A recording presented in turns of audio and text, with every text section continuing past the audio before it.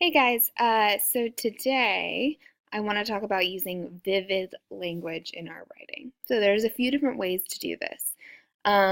So we want to focus on having strong, vivid word choice in addition to using specific and precise words. And there are a few different ways to get that strong, vivid word choice. All right, first one is using strong verbs. This is probably the easiest one to kind of plug into your writing. So verbs power the sentence. Literally, they are the action of the sentence. All right, so in addition to using the active voice as much as possible, which is something we've talked about before, using stronger verbs just makes your writing more powerful and descriptive. So let's look at these two examples. When Jared saw the skunk in his living room, he went up the stairs and went under his bed. Not super exciting, little repetitive. When Jared spotted the skunk in his living room, he darted up the stairs and disappeared under his bed. So just by changing the verbs, I made the sentence a lot more active and interesting, and it also created a much more kind of vivid picture in our minds of what exactly is going on.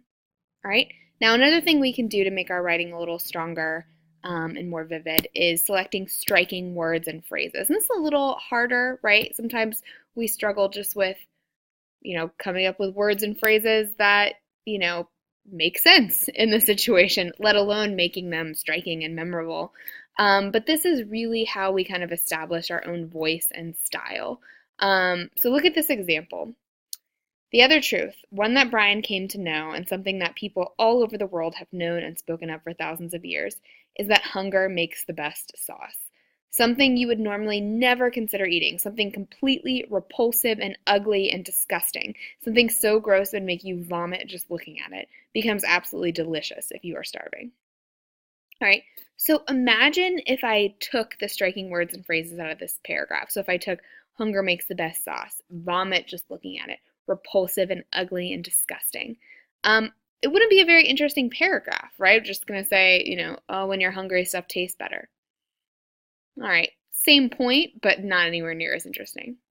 All right, however, quick note, all right, when you're trying to come up with some better words, whether it's because you're trying to get one that's more specific or one that's more descriptive, don't lean too heavily on the thesaurus, all right?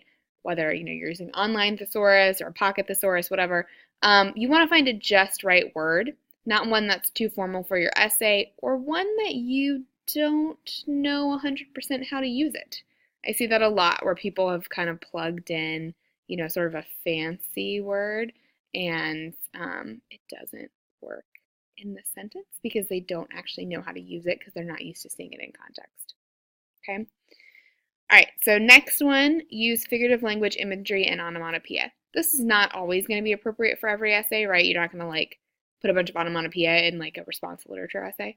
But it can in general make our writing more unique. So look at these two examples. This first one is kind of a dumbed down version of an Einstein quote. Our minds can only understand a little bit. When you go into a library and look at all the books, you don't know what's in all of them. That'd be too hard. But you do notice if they are organized, and that's something. Here's the original quote.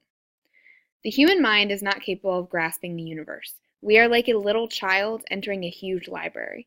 The walls are covered to the ceiling with books in many different languages. The child knows that someone must have written these books. It does not know who or how. It does not understand the language in which they are written, but the child notices a definite plan in the arrangement of the books, a mysterious order which it does not comprehend but only dimly suspects. Right. Notice how much more powerful and memorable Einstein's quote is. So that simile, like a little child entering a huge library, that's a very striking simile that really makes his point very well. All right, last one, don't ever use weak adjectives. This is another easy one that we can plug in to make our writing more striking. A lot of the times I see students leaning on weak adjectives like fun, funny, awesome, and good. So if I asked you to write about, you know, your best friend or a character in a book, sometimes I'll get, they are a good person. They are so awesome. We have a lot of fun. It's not good writing, right? We want it to be a little bit more exciting, a little bit more specific than that, okay? So we don't want that vague and dull writing. If you don't have a specific adjective to use, look back at your nouns and verbs in that sentence. Can you make them more descriptive, more precise? That'll make your writing a lot more vivid rather than just throwing in your, 10th good or great of your essay. Okay. All right, so we're going to be doing some practice with revising writing in order to make it a little bit more vivid. But hopefully this gave you some good starting points.